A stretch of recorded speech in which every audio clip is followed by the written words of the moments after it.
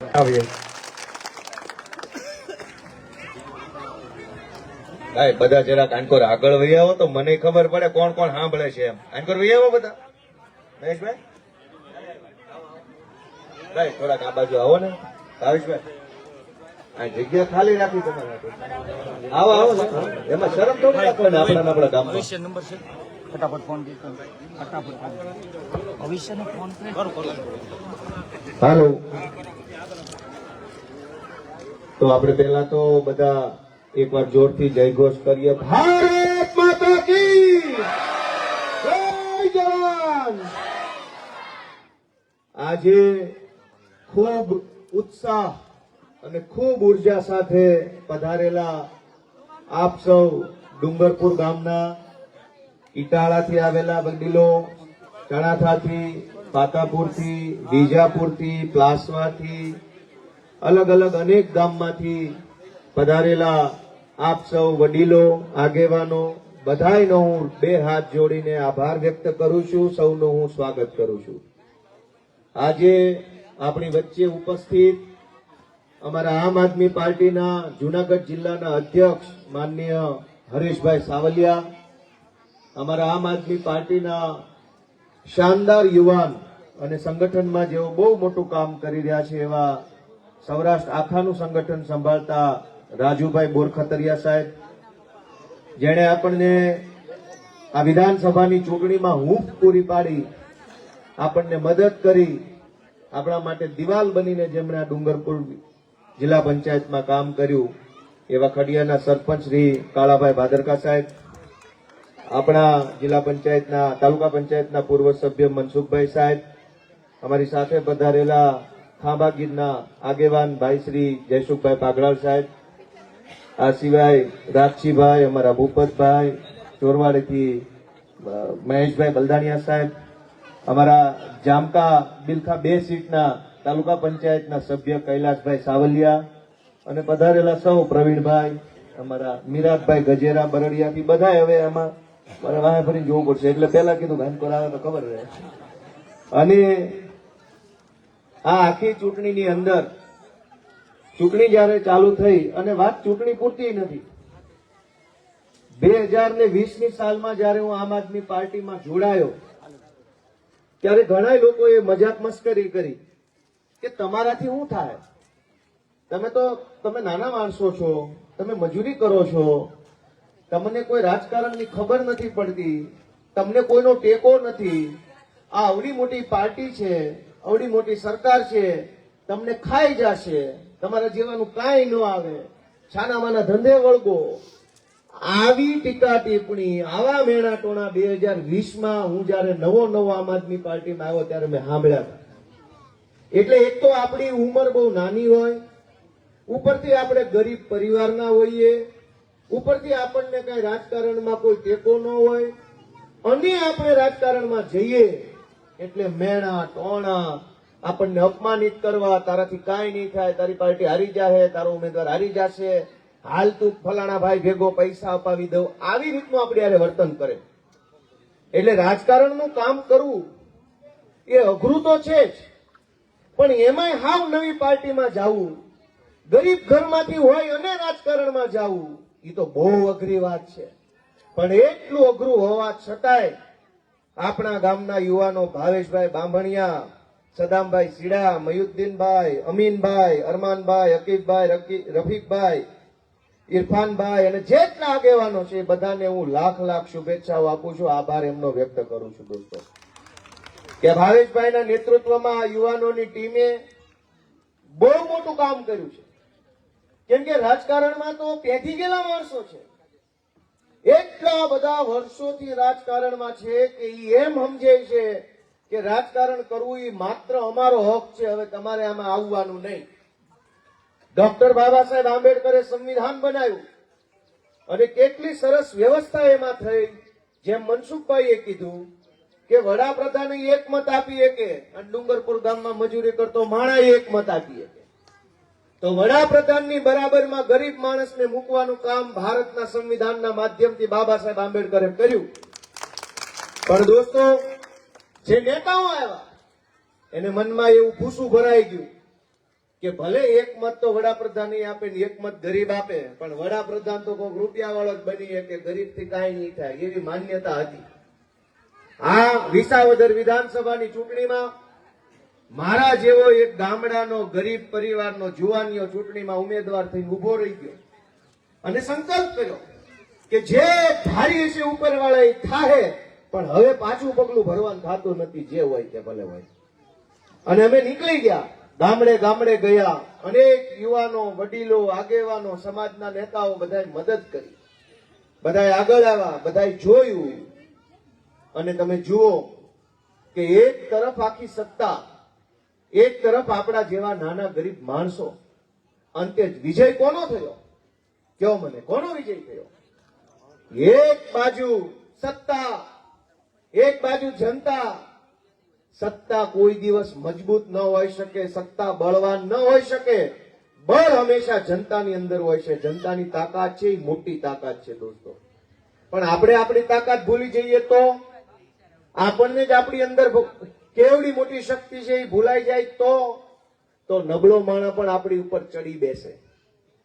બાબા સાહેબે સંવિધાનના માધ્યમથી આપણી અંદર બહુ મોટી તાકાત મૂકી છે કે તમે ધારો એની સરકાર બને, તમે ધારો એ ધારાસભ્ય બને, તમે ધારો એ ઘર ભેગો થાય. ઈ તાકાત મજૂરી કરતા એક ગરીબ માણસના હાથમાં સંવિધાને મૂકેલી છે. પણ આપણે આપણી તાકાત ભૂલી જઈએ તો ગમે એવો નબળો માણસ, માથાભારે માણસ, બદમાશ માણસ આપણો નેતા બની જાય. અને પછી આપણે એની પાછળ કાયમ ભાઈ સાહેબ બાપા કરવાનું, હાથ જોડવાના, જાણે કે ભીખ માંગતા હોય એવી રીતે કરવું પડે.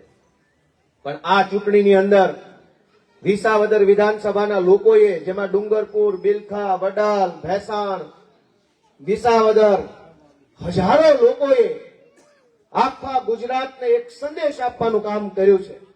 અને સંદેશ એવો છે કે સત્તાની તાકાત મોટી તાકાત નથી, આમ જનતાની તાકાત સૌથી મોટી તાકાત છે. અને જ્યારે જ્યારે આમ જનતાને કોઈ લલકારશે, આ ભાજપ વાળા ચૂંટણી આવે, ધ્યાનથી સાંભળજો મારી વાત, કે ઈ ભાજપ વાળા આપણને શું સમજે છે? છોકરાઓ, એ ભાજપ વાળા આપણને શું સમજે છે? ભાઈ ગરીબ છીએ, કાંઈ વાંધો નહીં, અમારું ઘર કાચું છે, કાંઈ વાંધો નહીં, અમારા ઘરમાં ખાવા પીવા પહેરવા ઓઢવાની વસ્તુ ઓછી છે, કાંઈ વાંધો નહીં. પણ તમે અમને શું સમજો છો કે દરેક ચૂંટણીમાં દારૂ અને રૂપિયા લઈને અમને વેચાતા લેવા નીકળ્યા છે?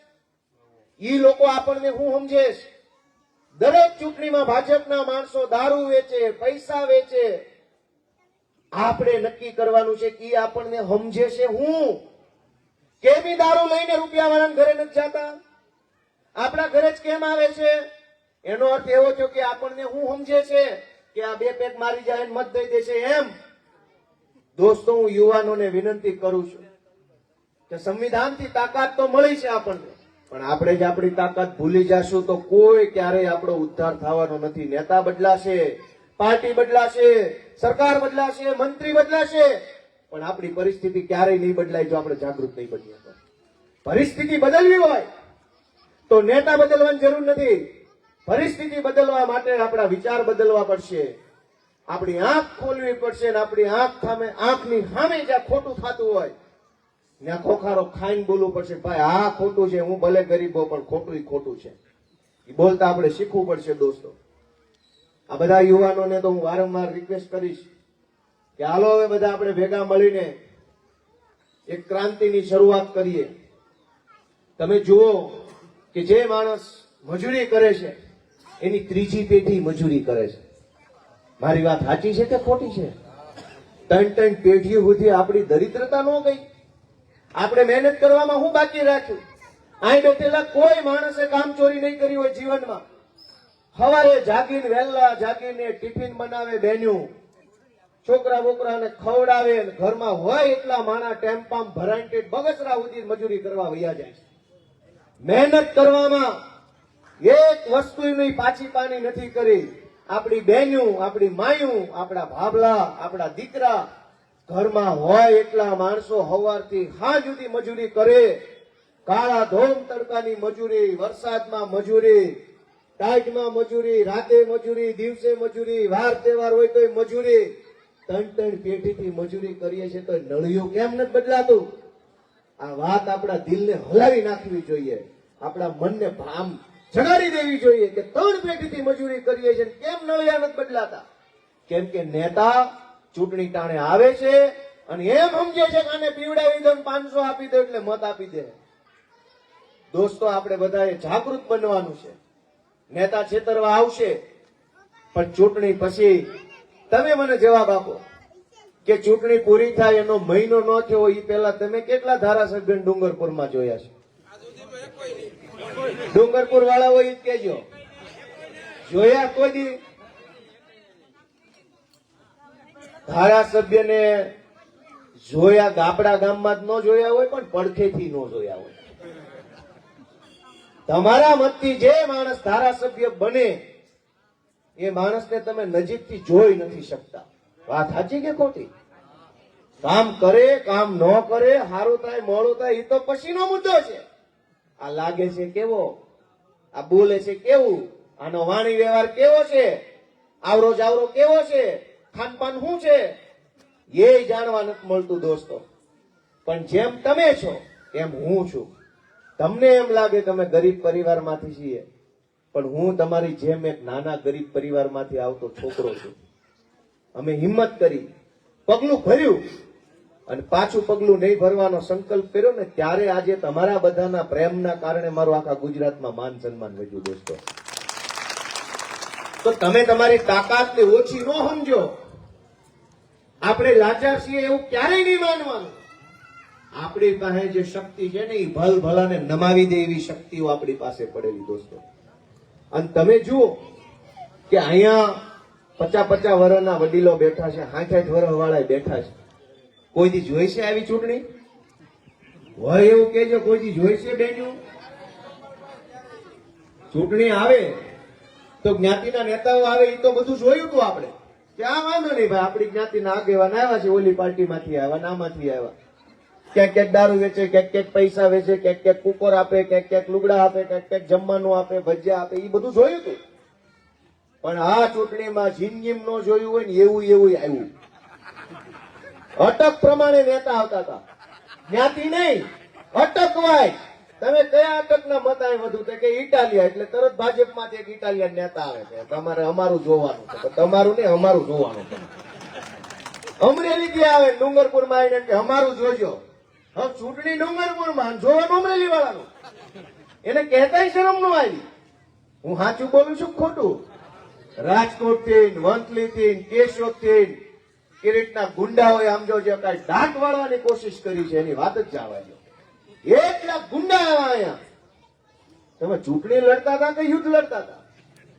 કેટલા ગુંડાઓ આવ્યા, બેફામ ગુંડાઓને. ગુંડાઓથી ધરાણા નહીં તો પોલીસને જવાબદારી સોંપી. વિજાપુરથી આપણે આગેવાનને ઉચકી ગયા મતદાનના દિવસે કે તમારી નોટિસ છે.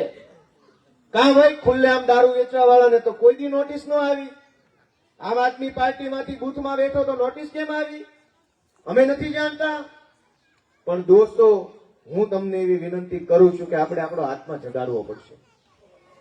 આપણે આપણા મનને ઢંઢોળવું પડશે કે આપણી નજર સામે આટલું ખોટું થઈ રહ્યું છે અને કેમ આપણે સહન કરી લઈએ છીએ? કેમ આપણને કઈ ફરક નથી પડતો?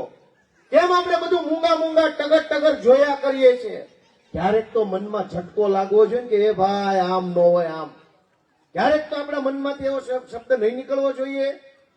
તમે વિચારો, પોલીસ સ્ટેશનોમાં જાઓ તો FIR ન લે, એ બુટલેગરની વિરુદ્ધમાં ફરિયાદ કરો તો નહીં લખે. આપણી દીકરીને કોઈક લફંગા ખોટું થઈ રહ્યું છે, એક લાચાર માણસે FIR લખાવવા માટે ધરણા કરવા પડે, રેલી કરવી પડે, આખી નાચ ભેગી કરવી પડે કે મારી આખી નાચ આવો તો કાંઈ FIR લખશે. આ કઈ પરિસ્થિતિ છે? આ કઈ વ્યાજબી વાત છે કે એક માણસ સાથે અન્યાય થાય ને FIR લખાવવા આખી નાચને આવવું પડે? તો એનાથી મોટી શરમજનક અને દુર્ભાગ્યની વાત બીજી કોઈ હોઈ ન શકે. આપણે આપણા આત્માને જગાડવો પડશે. તમે મેં પહેલી વાર કીધું એમ કે 3 પેઢીથી મજૂરી કરીએ છીએ. હવે તો કઈક આપણો હક હોય ને કે આપણો છોકરો તલાટી બને, કોઈક ડોક્ટર બને, કોઈક ક્રિકેટર બને, કોઈક કલાકાર બને, કોઈક ચિત્રકાર બને, કોઈક પત્રકાર બને. કેમ ન બને? 3 પેઢી સુધી મજૂરી જ કરશો ટિફિન લઈ જાય. પણ રસ્તો આપણે પોતે આપણો આત્મા જગાડીને ખોલવાનો છે. આપણો આત્મા નહીં જાગે ત્યાં સુધી આ છોકરાના હાથમાં મજૂરીના તગારો ને પાવડા જશે. એના હાથમાં હારી પેન, હારું ટેબલ, હારી ખુરશી, હામું એસી અપાવવું હશે તો મનને ઢંઢોળવું પડશે કે અમે શું કરીએ છીએ ચૂંટણીઓમાં, કેવી રીતે કરીએ છીએ. આ એક ચૂંટણીથી નહીં પતે. અને આ ચૂંટણીમાં તો સ્વાભાવિક છે બધાને મજા આવી, પણ હજારો લોકોનો આત્મા જે દિવસે જાગશે તેથી આપણે આપણા ગુજરાતના બાળકોને કંઈક સારું આપીએ છીએ. તમે બધા વિચારો કે આપણે શું કામ જીવીએ છીએ. આપણે બધા એટલે જીવીએ છીએ કે આપણે આપણા બાળકો માટે કંઈક કરવા માંગીએ છીએ. બીજું તો શું છે આ જીવનમાં? હાલો, રોજ જાગીને ટિફિન લીધી, તગારું, પાવડો લીધો, મજૂરી કરી, દાંતડા લીધા, કોઈ બીજી ચીજ અને અલગ અલગ મજૂરી ગયા, સાંજે ઘરે આવીને હોઈ ગયા. એ આખો દિવસ જે કામ કર્યું, આખો મહિનો જે કામ કર્યું અને જે 15,000 મળ્યા, એ 15,000 રૂપિયા હાથમાં આવે ત્યારે વિચાર તો એવો જ આવે છે ને, છોકરા હાટું કંઈક બિસ્કિટ લઉં, કંઈક કપડા લઉં, ઘરમાં કંઈક એની હાટું સારી વસ્તુ લઉં. એક પેઢી આખી મજૂરી કરે અને બીજી પેઢીને વાસ ટાળ્યા. વિચારો તમે, પગ્યા ન પગ્યા? પણ મારા ઘરમાંથી તે કોકે ભાજપની જેમ વાતું મારીને કોકે 500 રૂપિયા લઈને કોક પોટલી પી. મેં જન્મદિવસ નથી ઉજવ્યો ક્યાંય, સવારથી સાંજ સુધી કેક બેક કાંઈ નહીં. ભાઈ શેનો જન્મદિવસ? જન્મદિવસ તો મહાપુરુષો ના હોય. આપણે તો પેલા માણા બનવી તોય ઘણું છે. હજુ માણા નથી બન્યા આપણે. માણા જેવા લાગીએ એ વાત અલગ છે, પણ જેની અંદર સંવેદનશીલતા હોય, માનવતા હોય, અનુકંપા હોય, કોકના પ્રત્યે કરુણા હોય, દયાનો ભાવ હોય, એવો માણસ જે દિવસે આપણે બની શકીએ તોય કે આપણો જન્મ થયો હોય લેખે લાગે.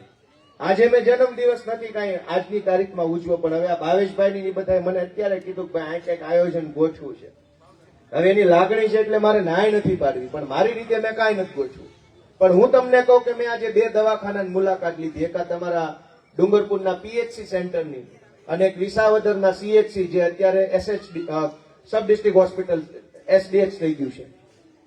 હું 2 દવાખાનામાં મેં મુલાકાત લીધી કે ભાઈ તમે નેતા બનાવ્યો છે, એ નેતા જઈને જોવે તો ખરો કે ને શું છે. દવાખાનું માણસને મારી નાખે એમ છે, જીવાડે એમ છે. કઈક એવું ન થાય દવાખાને જઈને માણસ એને આમ જીવતો રહી જાય પણ ખિસ્સા કપાઈ જાય. દોસ્તો, મારે તમને કહેતા આજે મને બહુ શરમ આવે છે કે દવાખાનામાં મને જાણવા મળ્યું કે સરકાર પોતે આપણને લૂંટવા બેઠી છે.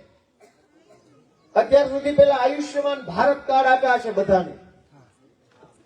હમણાં સુધી એવી વ્યવસ્થા હતી કે કોઈક મોટું દવાખાનું આવે, બહુ મોટું ઓપરેશન આવે, કાર્ડ આપો, 2-5 લાખ રૂપિયાનો ખર્ચો હોય તો માણસને ઉપાધિ નહોતી.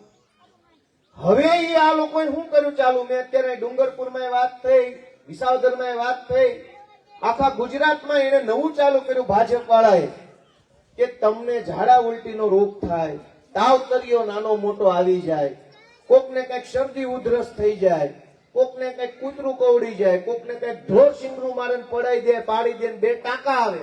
આ બધી સારવાર હવે તમે સરકારી દવાખાનામાં કરાવશો તો કાર્ડમાં જ પૈસા કપાઈ જાય.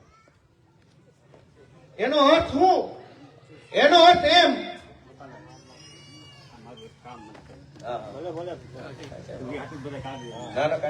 શું છે?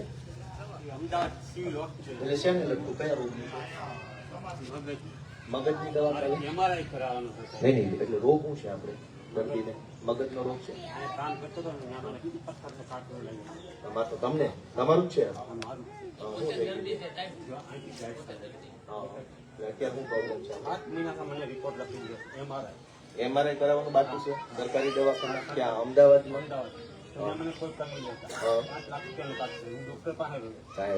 આપણે એમઆરઆઈ કરાવવાનો વિષય છે ને બોલતો. આથી તો હું તમને ઓળખાણ કરાવી દઈશ, ફોન કરી દઈશ ના, અને આપણે તારીખ લઈ લેવું. બીજું શું હોય? રાખો ને આ ભલે રહી ફાઇલ, ભલે ફાઇલ રાખો, આકડી રાખો. તમે વિચાર કરો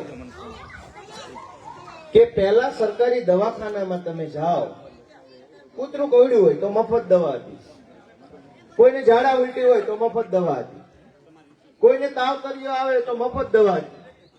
હવે તમે ઝાડા ઉલટીની દવા લેવા જાશો સરકારી દવાખાને એટલે એનો 2,000 નો ચાર્જ લાગવાનો છે. ભલે તમારે નથી દેવાના, પણ હું કામ દેવાના? જે વસ્તુ પહેલા મફત હતી એના હવે પૈસા કપાવવા મળશે. એ પૈસા કોના ખિસ્સામાં જાશે એનો કોઈની પાસે જવાબ નથી.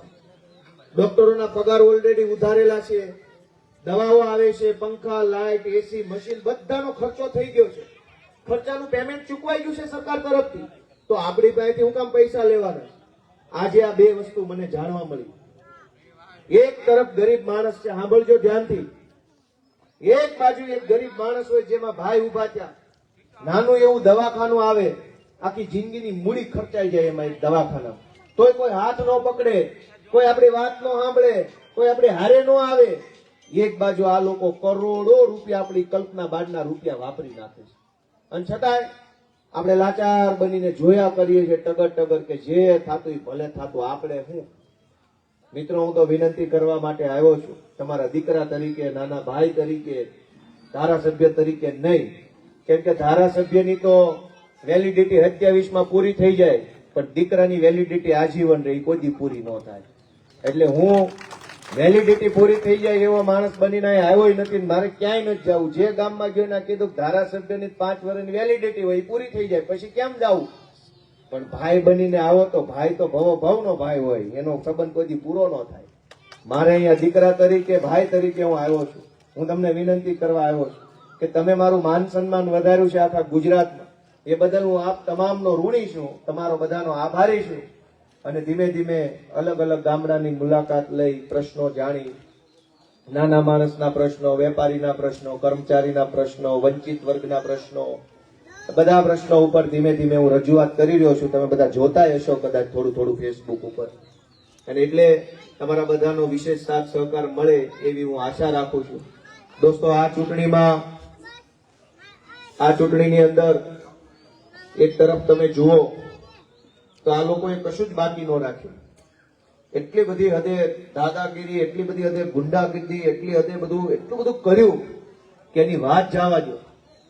પણ જનતાએ જયારે નક્કી કર્યું હોય કે ભાઈ ગોપાલભાઈ ઇટાલિયાને આપણે જીતાડવાના છે, ત્યારે એને કોઈ શક્તિ રોકી શકતી નથી.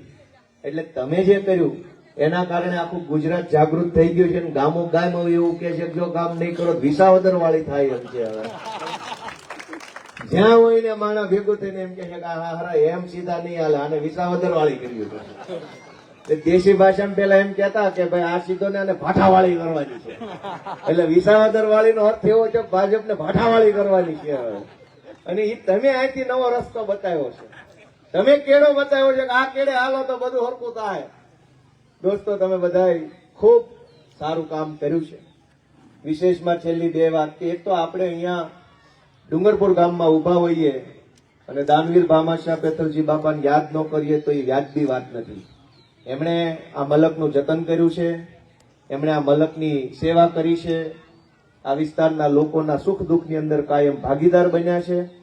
અને આજે લોકો એમને, એમના પરિવારને પ્રેમ એટલા માટે કરે છે કેમ કે રાજકારણની મેં કીધું ને એમ વેલિડિટી પૂરી થઈ જાય, પણ પ્રેમની વેલિડિટી ન હોય. એક માણસ બીજા માણસ માટે ઘસાયો હોય, એક માણસે બીજા માણસને સંવેદના આપી હોય, એક માણસે બીજા માણસને પ્રેમ આપ્યો હોય તો એ પેઢી સુધી ટકે છે અને ચૂંટણીનો બાદ નડતો નથી દોસ્તો. અને એટલે જે કાંઈ આ મલકના આગેવાનો છે એને આપણે યાદ કરીએ છીએ.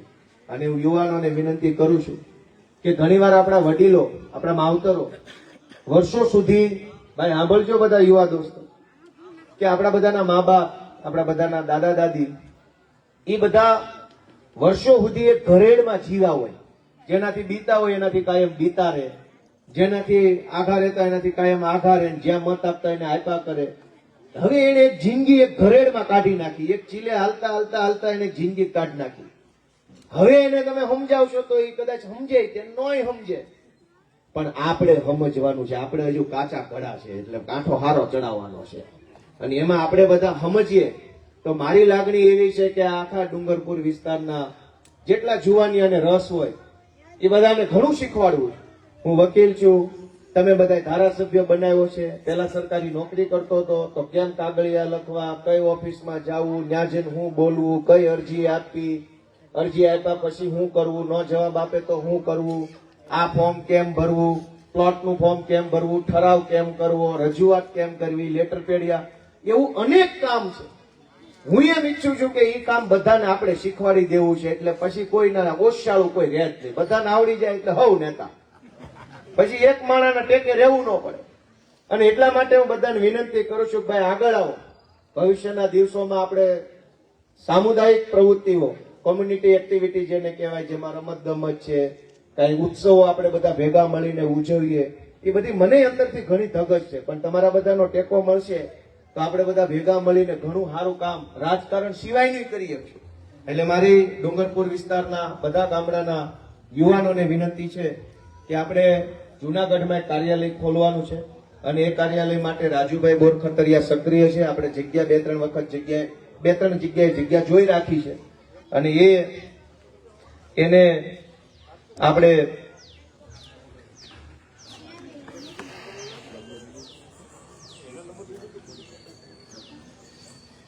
એટલે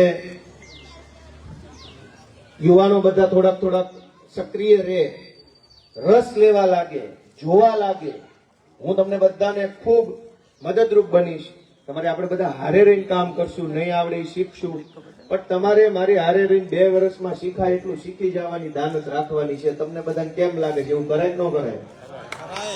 મારી ગણતરી એવી છે કે જે જીવરા છોકરા હોય, જે લોકો કોઠા ગુજવાળા જુવાનિયા હોય, એને ક્યારેક કલેક્ટર હારે મીટિંગમાં હારે લઈ જાઓ, ક્યારેક ડેપ્યુટી કલેક્ટરની મીટિંગમાં લઈ જાઓ, ક્યારેક પીડીઓ હારે બેહાડું, ક્યારેક પ્રાંત અધિકારી, નોખી મીટિંગમાં નોખા મોટા સાહેબ હારે બધા જુવાનિયાને મળાઈ દેવી. તો ઓલી પહેલી વાર જે આવી ત્યાં પગ ધ્રુજે, પછી બીજી વાર સામે વાળાના ધ્રુજે. એટલે આપણે જિંદગીમાં ક્યાંય ગયા ન હોય તો આપણા પગ ધ્રુજે કે આ મોટો સાહેબ છે, આને અમે બોલાય ન બોલાય, કેમ બોલાય, આમ બોલાય તેમ બોલાય. આપણી જેવા નાના માણસને તો કોઈ પગથિયું ચડવા ન દે. કોકને હારે લઈ જવા પડે કાળાભાઈ જેવા આગેવાનને, તો આપણું સાંભળે, નકર એકલા તો રેઠા જવાય નથી દેતા. તો મારી ગણતરી એવી છે કે 1 નહીં 2 નહીં 5 નહીં 50 જુવાનિયા ભલે તૈયાર થઈ જતા, પણ સામે તમારી એવડી ધગશ હોવી જોઈએ. અને એટલે કામકાજ માટે ડુંગરપુરની જો આપણે વાત કરીએ તો એક તો શારદાનગરમાં હું તે દિવસે આવ્યો હતો, ત્યાંના આગેવાનો, સામાજિક કાર્યકર્તાઓ બધા મળ્યા હતા. એમણે રોડ અને ગટરની રજૂઆત કરી હતી, તો એ મારા ધ્યાનમાં છે. પાતાપુર રોડ જે છે એ બહુ ખરાબ છે ને મેં તો ઓલા બ્રિજની રજૂઆત કરી દીધી છે જિલ્લા કલેક્ટર સમક્ષ. મેં એ વાત પહેલી જ વખત, આ મહિનો પૂરો નથી થયો, કલેક્ટરને મળ્યો ત્યારે જે પેલું ઓલી ધાબી હતી, ધાબી કાઢીને ઓલો પુલિયો રોડ બનાવે છે અને 2 વર્ષથી ટલ્લે ચડાવ્યો છે. એટલે એને કીધું કે ભાઈ કોન્ટ્રાક્ટર કામ મૂકીને વયો ગયો છે. મેં કીધું કોન્ટ્રાક્ટર વયો ગયો છે, તમે ત્યાં બેઠા છો ને, તો તમે શું કરો છો? એને મને એવો જવાબ આવ્યો કે કોન્ટ્રાક્ટર મૂકીને વયો ગયો છે. પછી એ ભલે વયો ગયો, તમારું શું છે? એટલે એને કીધું કે હવે અમે કામ હાથ ઉપર લેશું. એટલે મેં રજૂઆત કરી છે, ગામના લોકોને માહિતી મળી કે ન મળી. અને આ સિવાય 100 વારના પ્લોટ બાબતે પણ મેં રજૂઆત કરેલી છે. 100 વારના પ્લોટ બાબતે હું પ્રાંત અધિકારીને, બગસરાના ટીડીઓને, બગસરાના અધિકારી, અમરેલીના અધિકારીને, જુનાગઢના અધિકારી, બધાને અલગ અલગ મળ્યો. એટલે એકનો એક માણસ એકના એક વિષય ઉપર 4-5 અધિકારી હું કે છે, કેમ કે બગસરાના 4 ગામડા આવે છે એટલે અમરેલી કલેક્ટરને મળવાનું થાય, અમરેલીના બધા જિલ્લા વિકાસ અધિકારી, તાલુકાના અધિકારી બધાને મળવાનું થાય, આ જુનાગઢના અધિકારીને મળવાનું થાય. એટલે એકનો એક પ્રશ્ન 10 જણાને પૂછ્યો એટલે ખબર પડે એક વકલની વાત કરે છે, નોખી વકલ કાઢે છે. એટલે 100 વારમાં છે હું ખબર પડે. એટલે મેં બધાને પૂછ્યું. એટલે એ કામ પણ હાથવગું છે. ગામતળ નીમ કરવા બાબતની પણ ફાઇલો કેટલી છે એનો લઈને મેં પ્રશ્ન પૂછ્યો, કેમ કે 100 વારનો પ્લોટ આપવો હોય તો ઘણી વાર ગામતળ જ ન હોય તો ક્યાં પ્લોટ આપવાનો? તો પહેલા તો ગામતળ નીમ કરવું પડે, પછી એ ગામતળની અંદર પ્લોટ પડે, પછી કોઈને આપી શકાય. તો આ 100 વાર છે તો તમે ત્યાં જઈ શકશો. તો ધારાસભ્ય તરીકે મારી જવાબદારીમાં જે કાંઈ કામ છે હું તમને ઉપયોગી બનીશ. તમે બધાએ મને આશીર્વાદ આપ્યા, તમે બધાએ મને પ્રેમ આપ્યો, તમે બધાએ મત આપ્યા અને આટલી લાગણીથી બધા આવ્યા, એ બદલ હું સૌનો હૃદયપૂર્વક ખૂબ આભાર વ્યક્ત કરું છું. અને તમારા બધા પાસે એક જ આશા રાખું છું કે હું કામે તો લાગ્યો છું, પણ આખા ગુજરાતને એક આશા છે કે ગોપાલભાઈ અહીંયા આવે ને અહીંયા આવે. તો તમે જોતા જશો, બધે પોગાય એમ નથી, પણ છતાંય ક્યારેક હું અમદાવાદ જતો હોઈશ, ગાંધીનગર જતો હોઈશ ને સુરત જતો હોઈશ. પણ એ સિવાય જુનાગઢની ઓફિસથી, અહીંયા શાળાની ઓફિસથી, વિસાવદનની ઓફિસથી પણ લોકોને મદદ મળી રહે એવી વ્યવસ્થામાં હું લાગ્યો છું. વધીને 10 દિવસ કે વધીને 15 દિવસની અંદર બધી જ ઓફિસોની અંદર નાનું મોટું કામ થવાનું ચાલુ થઈ જશે. તમે સતત આવતા રહેજો, મળતા રહેજો. અને મારી કઈ ભૂલચૂક થાય તો ધ્યાન દોરતા રહેજો, કેમ કે હું તમારી જેમ હાવ નવો છું. એટલે પહેલી ભૂલે ભીંડલું ન વાળ દેતા, કેમ કે અમે જાણતા હું કોઈ ભૂલ કરવાનું નથી. અજાણતા મારાથી હું નવો છું, જુવાન માણસ છું, અનુભવી આમ છું, પણ ધારાસભ્ય તરીકેનો અનુભવ તો આ પહેલી વાર તને કરાયો છે મને. એટલે કદાચ જાણતા અજાણતા કઈ મારાથી કઈ ક્ષતિ રહી જાય તો વડીલ તરીકે, માવતર તરીકે તમે મારું ધ્યાન દોરજો. હું મારી ભૂલને સ્વીકારી અને સુધારીશ. પણ આપણે બધા હવે આ કાયમના વ્યવહારમાં જોડાઈ ગયા છીએ, એટલે કાયમ હારે મળીને કઈક સારા કામ કરીએ એવી ભગવાન આપણને બધાને શક્તિ આપે એવી હું પ્રાર્થના કરું છું. ફરી એકવાર ભાવેશભાઈ, એમની ટીમ, મયુદ્દીનભાઈ, બધા જે આપણા યુવા મિત્રો છે એનો પણ હું આભાર માનું છું. તુલસીભાઈ લાલૈયા, એને હવે તમે બધા લગભગ તો ઓળખતા હશો. તુલસીભાઈ ઓળખો છો કે નહીં બધા? રજનીભાઈ હતા અહીંયા, બરાબર. હા, રજનીભાઈ વાઘાણીને ઓળખતા હશો તમે બધા. હા, રજનીભાઈ હતા.